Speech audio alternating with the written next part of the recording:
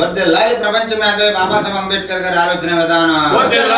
పరిరక్షించుకుందాం భారత రాజ్యాంగాన్ని. పరిరక్షించుకుందాం భారత రాజ్యాంగాన్ని. పరిరక్షించుకుందాం భారత రాజ్యాంగాన్ని. పరిరక్షించుకుందాం భారత రాజ్యాంగాన్ని. జై భీమ్, జై భీమ్, జై భీమ్, జై భీమ్. పరిరక్షించుకుందాం భారత రాజ్యాంగాన్ని. అమిత్ షా గారు మాట్లాడిన మాటలు వెనక తీసుకోవాలి. అమిత్ షా గారు మాట్లాడిన మాటలు వెనక తీసుకోవాలి. అమిత్ షా గారు మాట్లాడిన మాటలు వెనక తీసుకోవాలి. వర్ధిల్లాలి బాబాసాహెబ్ అంబేద్కర్ ఆలోచన విధానం. వర్ధిల్లాలి బాబాసాహెబ్ అంబేద్కర్ గారి ఆలోచన విధానం. రాజ్యాంగాన్ని పరిరక్షించుకుందాం భారత రాజ్యాంగాన్ని. పరిరక్షించుకుందాం భారత రాజ్యాంగాన్ని. పరిరక్షించుకుందాం భారత రాజ్యాంగాన్ని. జై భీమ్, జై భీమ్, జై భీమ్, జై భీమ్, జై భీమ్, జై భీమ్. కాపాడుకుందాం భారత రాజ్యాంగాన్ని. కాపాడుకుందాం భారత రాజ్యాంగాన్ని. మిత్రులందరూ కూడా జై భీములు. అలాగే ఈ కార్యక్రమానికి ఇచ్చేసినటువంటి బాబాసాహెబ్ అంబేద్కర్ వారసులందరూ కూడా ప్రత్యేకమైనటువంటి ధన్యవాదాలు జై భీములు తెలియజేస్తున్నాము. మరి భారతదేశం గర్వించదగ్గమైనటువంటి ఏదైనా ఉందంటే భారత రాజ్యాంగం. ఈ ప్రపంచ దేశాల్లో గల అతిపెద్ద రాజ్యాంగం భారత రాజ్యాంగం. ఈ భారత రాజ్యాంగాన్ని రాసినటువంటి మహనీయుడు, జ్ఞాని, తపస్వి ఇవన్నీ కూడా ఎవరికి చెందితే అంటే బాబాసాహెబ్ డాక్టర్ బిఆర్ అంబేద్కర్ గారికి చెందితే. ఆనాడు భారత రాజ్యాంగాన్ని 2 సంవత్సరాల 11 నెలల 18 రోజుల్లో రాసి 12 షెడ్యూల్స్తో 22 భాగాలతో అలాగే 395 ఆర్టికల్స్తో మరి భారత రాజ్యాంగాన్ని రాయటం జరిగింది. ఆనాడు 8 షెడ్యూళ్ళు, ఇప్పుడు 12 షెడ్యూల్ అయినాయి. మరి ఈ భారత రాజ్యాంగం మీద చర్చ జరగాలని ప్రతిపక్షం కోరినప్పుడు మరి ఎవరైతే భారత రాజ్యాంగం రాశారో మరో రాసినటువంటి పేరు సంబోధించడం అనేది హ్యుమానిటీ, మానవత్వం, అది నీతి. మరి అలాంటి బాబాసాహెబ్ అంబేద్కర్ని పేరు తలుస్తుంటే మన భారత పార్లమెంట్లో ఉన్నటువంటి మన హోమ్ మినిస్టర్ గారు మరి పదే ఫ్యాషన్ అయిపోయింది అంబేద్కర్ అంబేద్కర్ అని అనటం మరి అది చాలా విచారించదగ్గ పదం. మరి కారణం ఏంటంటే మానవత్వం పరిమళించవలసినటువంటి పరిస్థితుల్లో సాంకేతికంగా అభివృద్ధి చేయించాలనేటువంటి పరిస్థితుల్లో మరి సమాజాన్ని మానవుల్ని హేతుబద్ధమైన దృక్పథంతో తీసుకెళ్లవలసినటువంటి నేటి సమాజంలో మరి దేవుడు దెయ్యం అని సంబోధించడం, అందులోనూ పార్లమెంట్లో, భారతదేశంలోనే అత్యున్నతమైనటువంటి పార్లమెంట్లో మరి అలా మాట్లాడటం చాలా హేయమైన చర్య. మరి ఆల్ ఇండియా అంబేద్కర్ యువజన సంఘం జాతీయ ప్రధాన కార్యదర్శిగా నేను దాన్ని ఖండిస్తున్నాను. మరీ ముఖ్యంగా ఏమంటే మరి అమిత్ షా గారికి తెలుసో లేదో నాకు తెలియదు కానీ రాజ్యాంగ పరిషత్తులో మరి ప్రవేశపెట్టినప్పుడు రాజ్యాంగం మీద చర్చ జరిగింది. ఆ చర్చలో దేవుడా మానవులా అని మనం అక్కడ ఓటింగ్ పెడితే మానవత్వానికే ఓటింగ్ వేసినటువంటి చరిత్ర భారత ప్రజాస్వామ్య దేశంలో ఉన్నదన్న విషయాన్ని అమిత్ షా గారు తెలుసుకోవాలి. ఇతర దేశాల్లో గాడ్ అని పలికితే ఈ రాజ్యాంగం మనగా రాసుకున్నటువంటి రాజ్యాంగానిగా చెప్పబడింది. దీనికి కారణం doctor BR Ambedkar. Doctor BR Ambedkar గారి పేరు తలిస్తే మీకెందుకు అంత బాధ? మీరు కూడా ఆర్టికల్ 326 ప్రకారం ఓటు ద్వారా మీరు పార్లమెంట్లోకి వెళ్ళినటువంటి వ్యక్తి, రాజ్యాంగబద్ధంగా మీరు కేంద్ర హోమ్ మినిస్టర్ అయినటువంటి వ్యక్తి.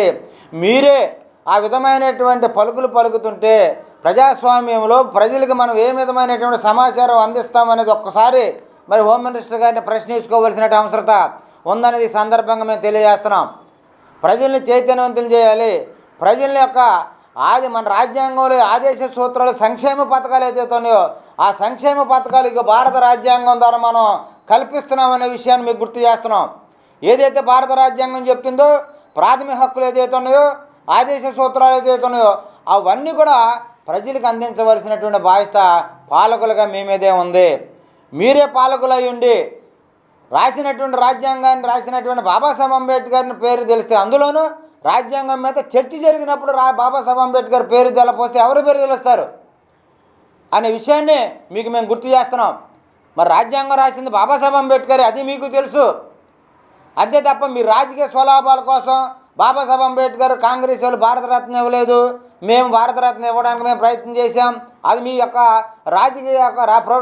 రాజకీయంగా చేసుకోవాల్సినటువంటి పనులు. కానీ ఇది ప్రభుత్వంలో మీరు ఒక మినిస్టర్గా ఉండి ఆ విధమైనటువంటి పలుకులు పలకడం విచారించదగ్గ విషయం, బాధాకరమైనటువంటి విషయం. మేమైతే బాబాసాహెబ్ అంబేద్కర్ వారసులుగా ఆల్ ఇండియా అంబేద్కర్ యువజన సంఘం తరపున ఒకే విషయం తెలియజేస్తున్నాం. బాబాసాహెబ్ అంబేద్కర్ జోలికి కానీ భారత రాజ్యాంగం జోలికి కానీ ఎవరు వచ్చినా సరే, ఎవరు వ్యతిరేకంగా ప్రవర్తించినట్టయితే ఈ దేశ పౌరులుగా దాన్ని వ్యతిరేకించడానికి మేము సిద్ధంగా ఉన్నాం. న్యాయబద్ధమైన పోరాటం చేయడానికి మేము సిద్ధంగా ఉన్నాం. మరి దయచేసి ఈ విషయాలన్నింటిని కూడా మీరు అర్థం చేసుకోండి. మీ ఉద్దేశం వేరే ఉండొచ్చు, కానీ మీరు యొక్క మాట బయటకు వచ్చిన విధానం మమ్మల్ని బాధ పెట్టినట్టుగా విధం ఉంది. ఒక ఎస్సీ కమ్యూనిటీకి చెందినటువంటి బాబాసాహెబ్ అంబేద్కర్ని పదే పదే మీరు దేవుడితో, అంటే కనపడనటువంటి దేవుడితో మీరు పోల్చడం ఏంటి? అసలు మీరు ఆ పోర్టులో ఉండకాడ కారణం అదే. ఈ దేశంలో కులంతో సంబంధం లేకుండా ప్రస్తుతం 142 కోట్ల ఉన్న జనాభాకి హక్కు కల్పించినట్టు మహనీయుడు బాబాసాహెబ్ అంబేద్కర్. అదేవిధంగా ఏదైతే వర్ణ వ్యవస్థ ఉందో ఆ వర్ణ వ్యవస్థ కాదు కావాల్సింది, కుల వ్యవస్థ ఉందో ఆ కుల వ్యవస్థ కాదు కావాల్సింది కుల నిర్మూలన కావాలని చెప్పి బాబాసాహెబ్ అంబేద్కర్ అందరికీ హక్కులు కల్పించాడు. ఒక బ్రాహ్మణికే కల్పిలా, ఒక వైశ్యులకే కనిపిలా, ఒక క్షత్రియులకే కనిపిలా, అలాగే శూద్రులు అయినటువంటి కమ్మ, కాపు, రెడ్డి, వెలమ మిగిలిన కులాలందరికీ వాళ్ళకే కలిపిలా. మరి ఏదైతే షెడ్యూల్ కాస్ట్గా పిలువబడుతున్నటువంటి మాలా, మాదిగ తదితర కులాలు అయితే వాళ్ళకేదో కలిపిలా, అందరికీ సమానమైన హక్కు కల్పించాడు బాబాసాహెబ్ అంబేద్కర్ రాజ్యాంగంలో. ఆ రాజ్యాంగాన్ని మీరు అమలు చేయడంలో ఫెయిల్ అయ్యి మీరు ప్రజలకు అన్యాయం చేస్తూ న్యాయబద్ధమైనటువంటి అంశాన్ని తీసుకెళ్ళకోకుండా బాబాసాహెబ్ అంబేద్కర్ పేరు తెలిస్తే బాధ ఎందుకండి మీకు? అంబేద్కర్ గారి యొక్క ఈ దేశానికి ఆయన పడ్డ శ్రమ అంతేంతగా చరిత్ర తెలుసుకోండి. మరి ఆయనే చెప్పాడు బాబాసాహెబ్ అంబేద్కర్, చరిత్ర మరిచిన వాడు తిరిగి చరిత్ర సృష్టించలేడని చెప్పాడు. మీరు చరిత్ర తెలుసుకోండి, ఎంత శ్రమించాడు ఈ దేశం కోసం. ఈ దేశంలో రాసిన రాజ్యాంగాలన్నీ కూడా 10 సంవత్సరాల్లోనే ఫెయిల్ అయిపోయిన వాస్తవాలు చరిత్రలు చెప్తున్నాయి. 75 సంవత్సరాలు అయింది భారత రాజ్యాంగంలో భారత ప్రభుత్వానికి రాజ్యాంగం రాసి ఇచ్చి, అయినా సరే కొన్ని వేల కులాలు ఉన్నా, వందల మతాలు ఉన్నా ఈ యొక్క సెక్యులర్ స్టేట్లో రాజ్యాంగం నిలబడిందంటే దాని గొప్పదనం డాక్టర్ బిఆర్ అంబేద్కర్ గారు. మరి అంబేద్కర్ గారి పేరు తెలిస్తే ఎందుకు మీకు అంత బాధ? దయచేసి మరి హోమ్ మినిస్టర్ గారు, అమిత్ షా గారు, మీరు పలికిన పలుకుల్ని వెనక తీసుకోండి. మరి రెండోసారి ఎలాంటి పరిణామాలు జరగకోకుండా మీరు జాగ్రత్తగా ఉంటూ పార్లమెంట్లో పలకాలని మేము డిమాండ్ చేస్తూ మరి ఆల్ ఇండియా అంబేద్కర్ యువజన సంఘం తరపు నుంచి పిలుపునిస్తున్నాం. ఇలాంటి క్రియలకు పాల్పడినటువంటి ఏ వ్యక్తినైనా సరే మరి రాజ్యాంగబద్ధంగా క్షమించేది లేదు.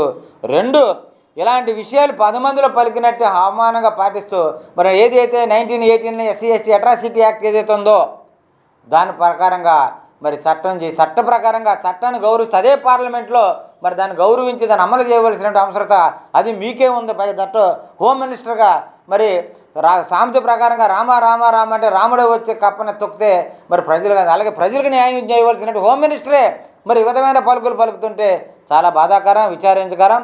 రెండోసారి ఇలాంటి పరిణామాలు జరగకోకుండా చూడాలని ఆల్ ఇండియా అంబేద్కర్ సంఘం డిమాండ్ చేస్తుంది. జై భీమ్, జై భారత్.